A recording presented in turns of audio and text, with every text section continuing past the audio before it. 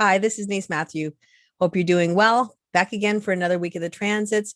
We have a few things happening this week. We're going to finally get Mercury back online. So it's going to go direct this week, which is kind of exciting. And that's going to happen on June 22nd. And we also have a full moon happening on June 24th. So we'll talk about that in the transits as we go along. The other thing that happened is we did have Uranus move into the gate too. So definitely I did see some changes in the world. What I found was kind of interesting is that sort of within hours or really, really close to when it actually changed and went into the new gate 2 from the gate 24, the stock market actually shifted completely. And it had been going up and up and up. So for all of 2020 and even in 2021, and suddenly it started to go down, which was kind of interesting when you talk about it. It is definitely a change in direction.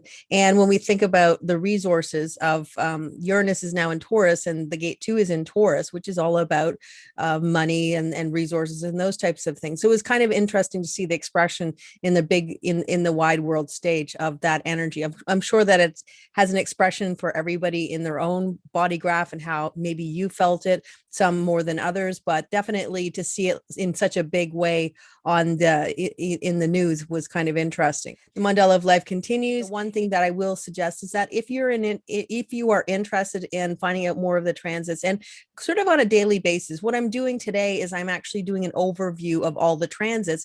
And because of that, it may be a lot of information for you to sort of hold on to.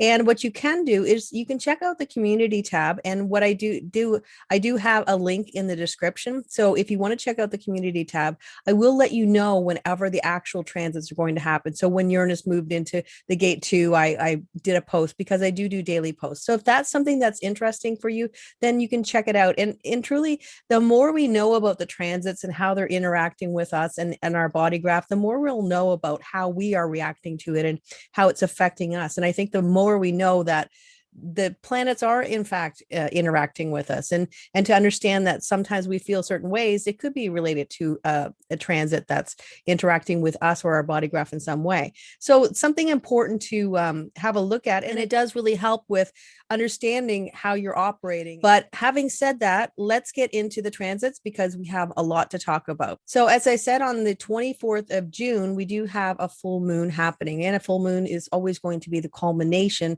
of the energy. The other thing about a full moon is that it is going to always be the moon in opposition to the sun, which means that the moon will be basically side by side with the earth on the human design transits. So for instance, we have the sun in 15 line 6. That's when it's going to happen for the full moon. And we do have the moon in the gate 10 line 6. And so it's finishing up the energy that we've been feeling, that we would have been feeling for the whole week. It is a culmination of the energy, which kind of makes sense that it is actually happening in the 6th line as well. We will be moving on to the next energy very shortly after. And what's also interesting about this is that when we look at any 6th line of any gate in the mandala, we're always going to be looking at the first line of the next gate in the mandala. Now, this isn't the next gate as in, so for instance, it wouldn't be the gate 15 and then the gate 16. It's not like that. It is related to the way the mandala is actually configured. And the thing about the mandala is that there is so much information that, it may look a little confusing, but once you get to know the mandala, it will tell you a lot of information about exactly how energies work together. So any energy that's in an opposition is always going to have some interplay between the two of them. So in other words, right now the sun is in the gate 15 and the exact opposite is the gate 10. So what we're saying is that they are sort of working together in that way. The other way we can see them working together is when we look at the gate 10, it's moving to the gate 58. So what we would say is the 6th line of the gate 10 is in some way melding with the first line of the gate 58. And that would be the same for the gate 15 line 6 and the gate 52 line 1. So the reason why I'm explaining that is because this is talking about the energy kind of being melded into almost like a little bit different. It's like a little bit of combination, like I said, of melding of the two. You have the energy of the gate 15, and then you have the energy that is the next one of the gate 52 that's starting to sort of connect it. So when we look at the gate 15, we know that that is about extremes, and it's also about the love of humanity. It is also about the extremes that we do to bring things back into order. So when we move into the gate 52, it is again logical collective energy, but this is where we get into stillness. And stillness is about the whole thing about collective energy is that we are always looking for a pattern in everything. And that's really helpful in your life. So if you're looking at patterns, if you're actually paying attention, if you're actually being in the stillness of the gate 52, you could say, and we will talk a little bit more about it because that's going to be energy that is going to be following the gate 15. So I'll be talking about that in a few minutes. But if we're looking at the gate 52, and it is called mountain and keeping still, it is the moment where you're actually sitting in your stillness and you're thinking about what exactly is happening. What patterns can I look at? What patterns are in my life, in my whole existence? What am I doing? And what is it telling me? And so a lot of people who say and we could even say that the stillness you could even talk about in a meditative state. A lot of people do meditation when they have the energy of the gate 52 within their body graph. What that means is that you are in stillness and you are open to something other than the whirl of the world around us. And that's where we're unhooking from everything around us, and we're allowing the patterns to sort of come into focus. So it's giving us a moment to focus on what's important. What is important in my life? Where do I need to place my focus so that I can move towards the goals, the things that I want to do in my life, my trajectory? Where do I want to put my focus? And the whole saying goes, where focus goes, energy flows. And so basically that's what we're trying to do. We're trying to move the energy into flowing into the places that are important for us. The other thing about the gate 15 is that it is one of the love gates. There are four love gates within the identity center. The gate 15, which is the love of humanity, the gate 10, which is the love of the self, the gate 46, which is the love of the flesh or the love of the body, and also the gate 25, which is the love of spirit. If you look at the mandala, you can see that they're all opposite. So we have the gate 10, the gate 15, the gate 46, and also the gate 25. And they're all found within the identity center. So love is within the identity center. And what we always can say is that each one is going to sort of play off each other. And even from the perspective of an opposition, we know that there is going to be some connection with the energy, some integration with the energy. So the gate 15 is the love of humanity that connects to the gate 10, which is the love of the self. And what that's telling us is that in order for us to love humanity, we first must love ourselves. And it's like that idea of putting on your own oxygen mask before you're putting it on somebody else. Like they have that little thing that if you're ever flying, they'll always say, if something happens where you need to wear the oxygen mask, always put the oxygen on yourself. And then after that, you can help whoever you need to help. And that's the same idea with this. If you are not loving and respecting and saying, I'm worthwhile and I am worthy of love and those types of things, if you're not actually doing that for yourself, you're not giving off the aura of somebody who loves himself. And if we think about an aura and we think about an energetic, and especially with these love gates, what are we actually saying with our aura? What is our energy saying? So if somebody comes into our energy field, what are they feeling from us? What do they get? And based on that, they can, how people hook into that energy, they will treat you a certain way. The one thing I've always said is that when you respect yourself and you expect that people will respect you, then that's sort of what you get. But when you don't respect yourself, or you don't think that your voice is worthy, you don't think you're worthy, many times that's what you get. And you know what? It's not fair. It's not fair at all. I'm not saying it is. But having said that, if I told you the secret to getting a better relationship is that you start to care about yourself, you put your oxygen mask on before you put other people's on, you start loving yourself before you have to worry about other people loving you, you start loving yourself and don't worry about the rest of it, because as soon as you're that aura, it's like you upgrade your aura, especially with this is your identity, this is who you are. That's what this energy of the full moon is saying. This is saying that we can raise the vibration of humanity, and we will do it in an extreme way. How about that? And what is the most extreme thing we can do? This kind of flies in the face when you think about loving yourself. It flies in the face of all the things that we've always been taught. It's always been, oh, care, always look out for the other people, always make sure that, everybody else is cared for. You should be last in the list, and you should always love everybody else, and those kind of things. Now, I'm not saying that when you love yourself, that is excluding anybody from you loving them. That absolutely is not the truth. There is no you have this and you can't have that. you know I'm not talking about narcissism. I am talking about a real perspective of knowing your worthiness, knowing your value. And that's what you're giving off. That's the energy and the aura that you're giving off. And when that happens, people just want to be in your energy. There are these people, and it's really interesting. And I can tell you people that are not in any way aligned with spirituality. They don't really believe in it, and I know a lot of those people, and that's their way, and that's completely fine. I never, it's not about me to say you have to be a certain way. And that's the whole thing about human design, is we are meant to be exactly who we are. It's unapologetically who we are. This is who I am, and there's nobody else like I am, and that's okay. And that's kind of the energy that this is human design is about. And so there are people who we hear about, and frankly, even people that don't have a spiritual background, who are not, in any way considering, although we all have intuition, they don't consider themselves intuitive, but they can say, oh yeah, that person, when I'm around them, I just feel good. I just feel like, the world is a little bit brighter. And that is the kind of energy that you get when you start to care about yourself. And really, the gate 15 is the extremes that we have to do. That's another thing. Like, a lot of times, if you look at the gate 15, and we do see the love of humanity, but we also see the word extremes.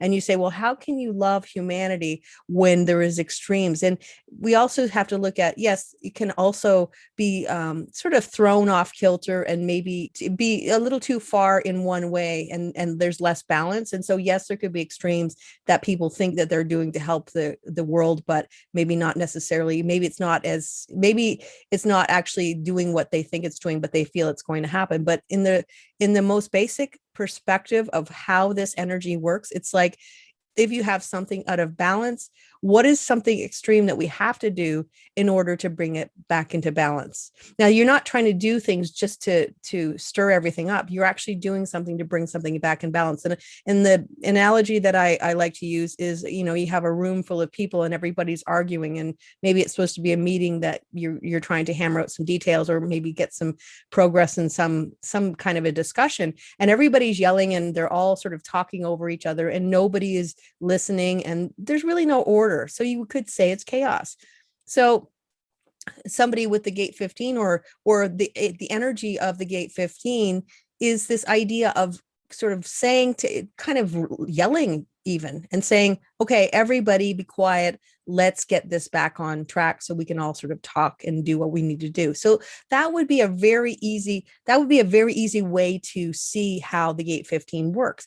So these are the kind of themes that we're starting to work with. And when we think about it, this is another 2 weeks, and every moon that we have, there's a new moon that's going to start to bring new things in. This is a culmination of energy. So it is the ending of the extremes, and we're moving into the stillness. We're moving into this idea, okay, we had all these things happen. What have we learned from it? Where do we need to put our focus? Where do we need to send our energy? And that's what the gate 52 is going to show us as we move through into that. But ultimately, what we're saying this week is like, that if you're loving yourself, if you're feeling that you are worthwhile, this is the energy that's going to say, we are bringing up the aura of the collective. We are bringing up the aura of the world. And a lot of people are frustrated right now. And I understand they're frustrated with the way things are. And there still is this, negativity and hate and those kind of things in the world. And I mean, that's not it. It's not like, it's like this, we could say, I hate the world the way it is. It's awful. People are awful, all those kind of things. Or we could look at it in the perspective of, how can I raise my consciousness, or how can I raise my energy? How can I raise my aura so that when I go into the world, in some way people feel better because they've touched my energy, or they've connected with my energy. Now that's where we need to put our focus, because when we are actually, that's the only thing we can control, is how we are interacting in the world. We cannot control how other people react to us, how other people look at us, talk about us, or anything. We can only control how we are in fact going to interact in the world. We can only control our aura. We can only make ourselves brighter. And by making ourselves brighter, then we are bringing in light to a world, and we are spreading light in darkness. And, the more of us that are actually trying to do that kind of stuff, then the better. I mean, that would make sense. We're going to light up things. We're going to make things lighter. There will always be darkness, because you cannot have light without darkness. And it is the whole balance of nature and of life. But if you can actually infuse the world with a little bit of light, that's just one more bright thing. There's, that's it's like, if you've ever seen the movie Elf, and it was just like this, I think Santa Claus needed to have more people believe that he existed in order for him to have the magic to fly his sleigh, so he could deliver toys for everybody for Christmas. Now, you don't have to believe in Christmas, you don't have to believe in anything, but it is the same concept of, the more people that are trying to raise your vibration to spread your light. I mean, the light's got to go somewhere, and it's going to raise the consciousness. So this is like a heads up to say, okay, let's try and work with this energy. Where are we going with this? How can we reconfigure? How can we focus on where we want to put the energy in ourselves, maybe? And how can I feel better about myself? And by me feeling better about myself, how can that spread? And how, and ultimately it is about walking your own path, living your own life, and those types of things. So this is the kind of energy that I feel that we're talking about. And I know it's kind of a long conversation, but I did talk about some of the gates already, so I'm not going to spend as much time with them. But it's just something to think about, that it is just kind of like a checkpoint where we're saying, okay, how can we make the world a better place by being who we are, being authentic, empowering ourselves by loving ourselves, because that's a gate 10. It is it's an individual energy. It's in this moment now. How can I love myself? How can I appreciate myself? How can I value who I am?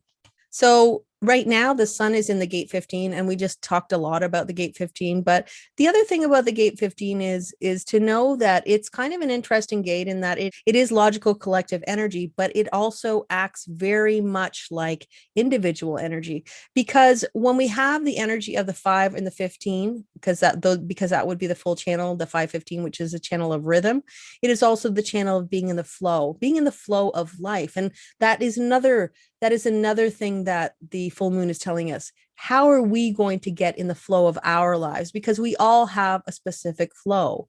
And when people have the full 515, if we're going into this whole flow, this is like directing the flow of life.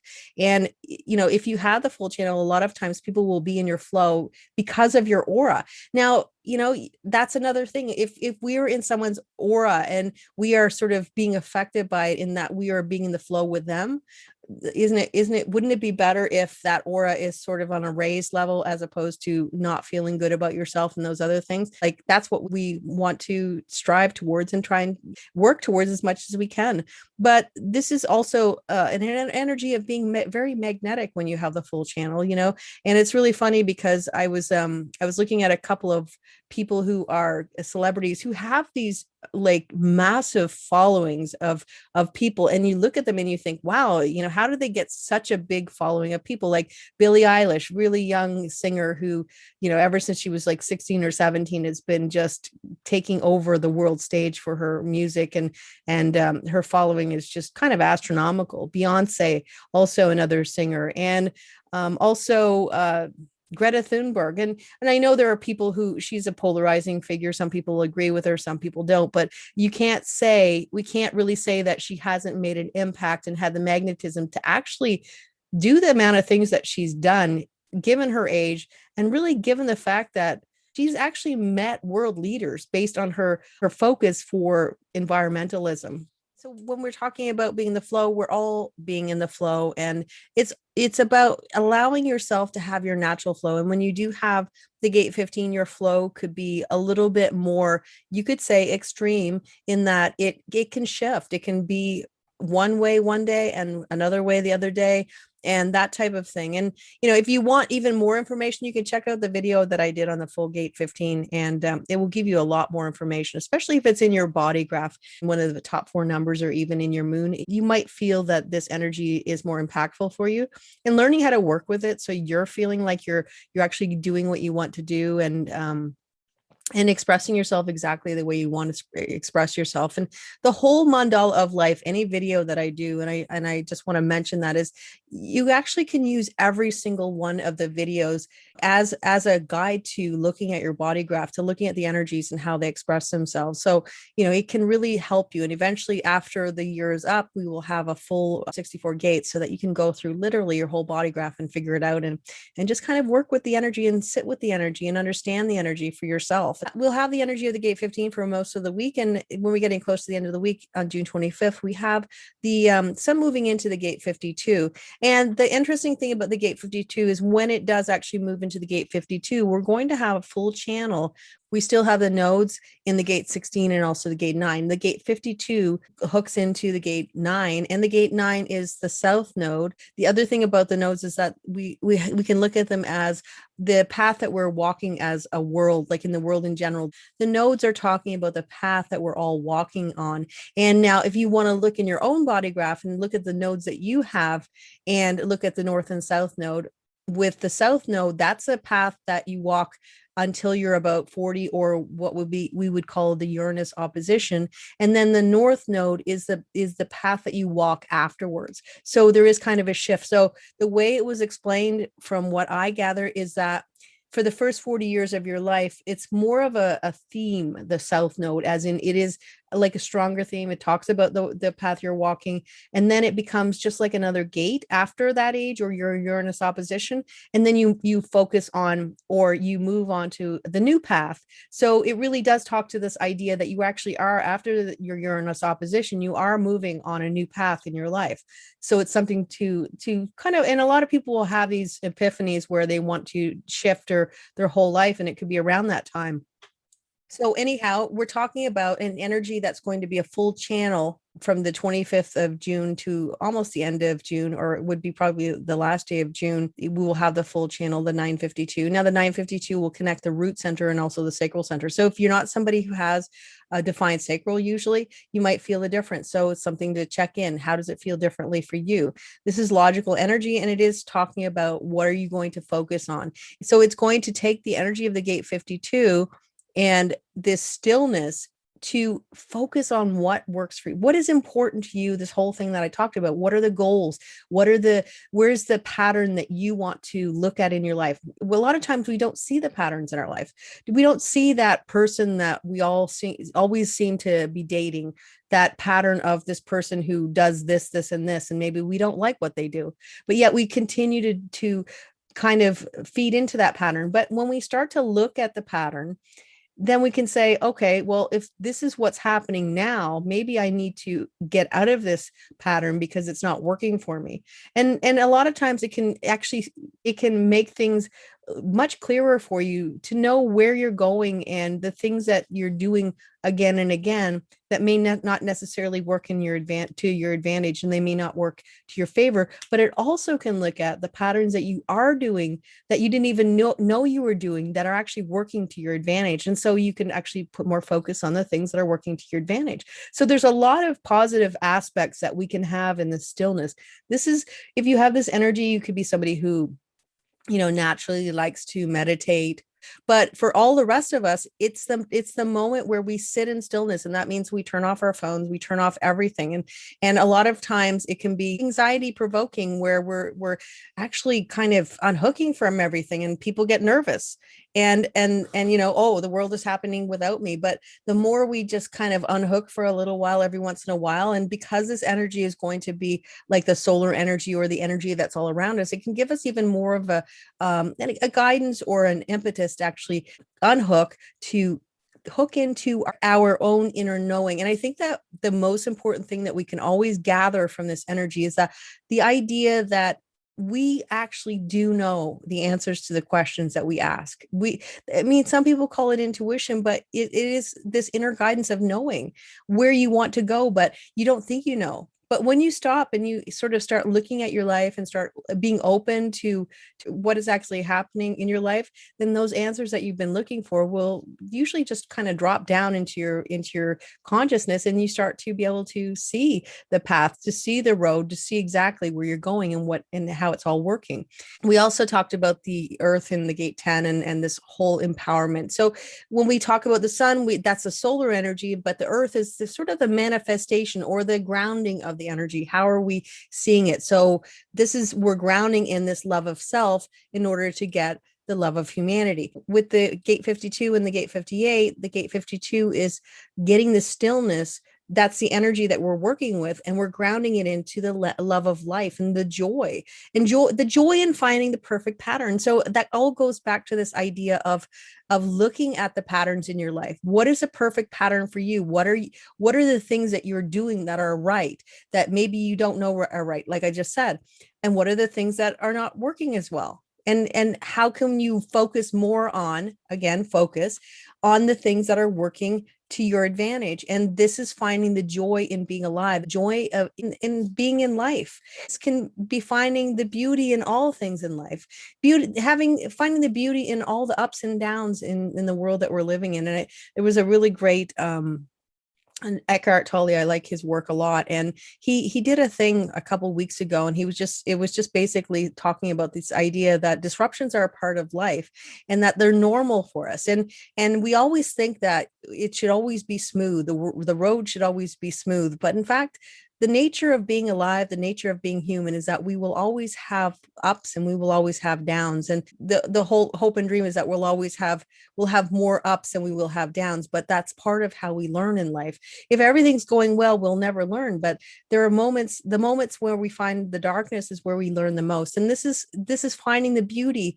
in those things that are not perfect, and being okay with the things that are not perfect, and also seeing that if it's not exactly the way you want it to be, how can you correct it? How can you find more joy in your life? Because ultimately we are here to experience life as humans.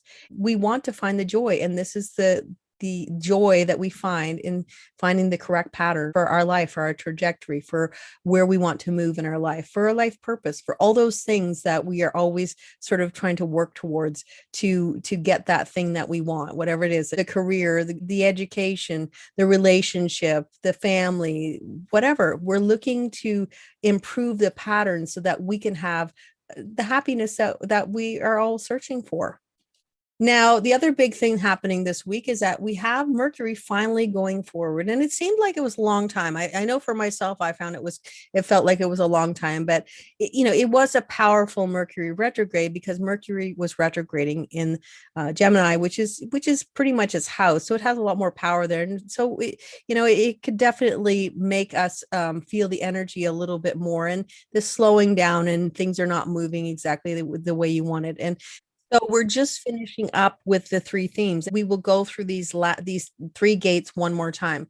Right now, we're in the gate 35. Mercury is in the great gate 35, and then it will go into the gate 45, and then it will finish up in the gate 12, and then we'll be going into brand new energy. It's the second week of July, and that'll be the gate 15. So we're really learning the energy of the themes of these three gates, and I've talked about them sort of every week, exactly how they're working for us. We also do have the gate 35 that is making a full channel with Neptune in the gate 36, which it will be there until August 11th. So because Mercury retrograded in the gate 35, we did have a lot more of that full channel than we would have normally had, just if it had just gone through in a normal way.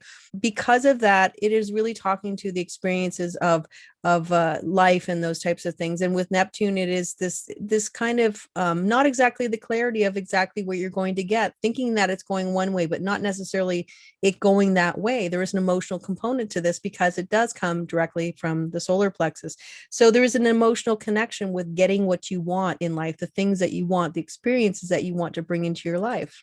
As always, the most important thing is to go with an open mind and to understand that it may not exactly go exactly the way you want it to go. Hold on to the idea of what the experience will be loosely. So whatever shows up, you will be sort of open to it and not kind of looking at it in a two-dimensional way where you just want it to be a certain way, and if it's not that way, you're going to be disappointed. June 28th, we'll have the gate 45, which is this energy of this regal energy. And this is like, this entitled energy of, I feel I deserve this type of thing. So that could be the type of energy we're going to start to hear people basically verbalizing what they want in life and allowing people to know what they want. And it can be talking about education, increasing education. It can talk to how we get the resources into the tribe, because this is a voice of the tribe.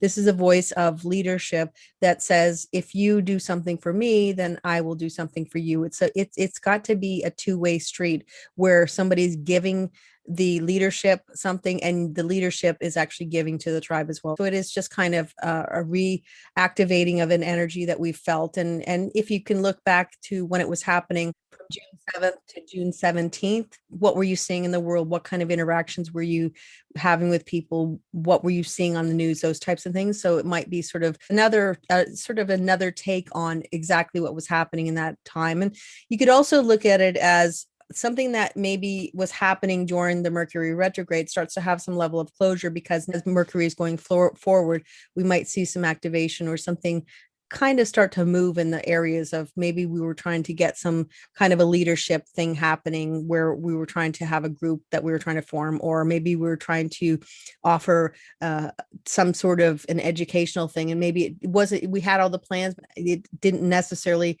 all come together. Maybe there'll be some traction that we'll start to see, and that could be the same with all the energies as we go through them again. And we'll talk about more of that next week. Right now, Venus is in the gate 62. This is all about the practical way to spend money. This could be investing in something that is going to pay off, but it's also beautiful in the long run. So maybe you buy a piece of art from somebody who's just upcoming, but you have this feeling that they're going to get more traction in the future, and that this art will eventually start to bring more value. And so there's a practical expression of spending the money, because you know that in the long run you're going to get more value out of it. This could also be looking at the practical things that you have in a relationship. Why am I in this relationship? Are we actually interacting in a way where we're having some reciprocation of the energy? Am I getting something? Are they getting something? Is it something that is a good experience? What kind of relationships do I have? How are they serving me, and what am I getting out of it? Also, there could be this clarity on the relationships that you have, so you're starting to see things with a more clear view. June 24th, we do have Venus going into the gate 56. Now, we had Mars in that not long ago, and this is kind of concretizing or having the stories and experiences of our life, and kind of putting them into form or speaking about them, because it is a throat gate. This is a manifestation energy. So we're starting to bring those experiences into a form where they can be shared with other people, because it's about the collective. It's always going to be about sharing in some way. These are experiences that we can sometimes share in a way that we're writing them in a fiction. So we're taking our experiences and we're writing them in a way that we can sort of give them to other people. You could be starting this book that maybe you've always wanted to write, and maybe you always want to write a romance novel. This could also be about, some people do travel vlogging or something like that, or vlogging of any kind where you're actually having an experience, and you're kind of you're sharing it with other people.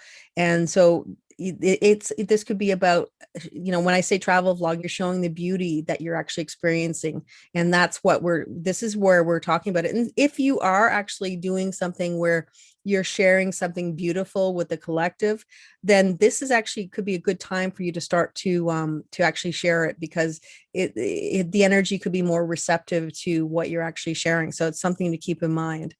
Right now, Mars is in the gate 31, which is the gate of leadership. And this is a democratic leadership. This is one more gate that is logical collective energy. And this is the logical leadership where you're voted into a position. This is influential leadership because it is the voice of leadership. It is a throat gate. And so this is speaking about the democracy. This could be Martian energy, which is more of a forceful way of speaking. So you could have people who are democratic, like democratic leadership, who are more forceful in how they're talking. They're more, they're not as soft when they're talking, and they're more, you could say they shoot from the hip, or they don't really waste time telling you what exactly they want. So this is what that energy is all about. And this is all also looking at the whole concept of you're speaking for everyone. You're not just speaking for yourself. And this is, you're only as good as the people who are supporting you. It's not like the entitled leadership of the gate 45. This is they voted you to be in this position, whereas the entitled leadership is kind of a regal energy that you are put in that position because you just basically have a certain ambiance or an aura about you. This is where the gate 31 is where you're actually being voted into the position. On June 24th, Mars is moving into the gate 33. And this is where we are once again looking at the past. This is abstract collective energy. So this is less about the patterns and more about start an experience and see where it goes. This is where we're remembering what the experience was all about. If you carry this energy, a lot of times you might like to do historical things or go back in time and look at the way things used to be done, to bring things that were in the past into the present so that people can see what kind of value is there in it. What are the lessons that we can use right now in this moment to improve where we are right now? What were the mistakes that people made? What were the things that they got right? And how can we start to use that information? This can be looking at all the things that you've already gone through. And like if you look at the whole theme this week, we can see that we have the gate 52 where we're getting into stillness. That is logical collective energy, but there is some stillness where you're basically looking at the patterns and trying to figure out the information that you have. Where you're going to focus, where you're going to put your focus, and that type of thing. We also have the gate 56, which is abstract energy, which talks to the idea of, again, looking at the past, the memories, those types of things, and trying to kind of get them down into a form where we can share them. And then we have this where we're also looking back. This is history and those types of things, and trying to figure out where we went right and where we could improve. Basically, this is wisdom that we gather through having experience. And this is also, like I said, the place where we do a lot of reflection on both the experiences that we've had and also the experiences that other people have had. And then no matter what we do and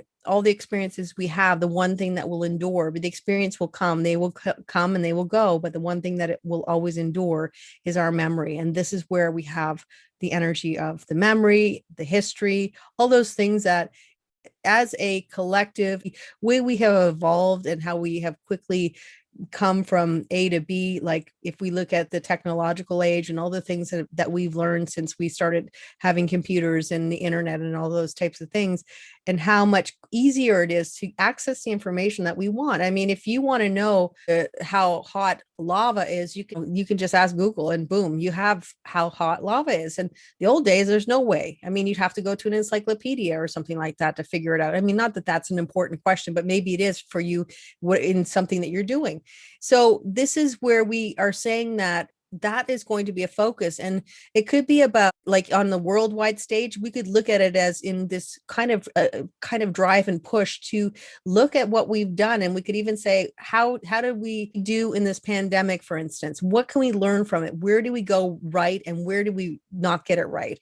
Preserve this history of what happened so that in the future, if something like this happens again, people will have the idea of what we did right and what we could improve in the future, and it will be helpful. Well, that's it for the transits. I hope you enjoyed it, and I will be back again next week. And until then, have a great week, and I'll see you again soon. Take care. Bye for now.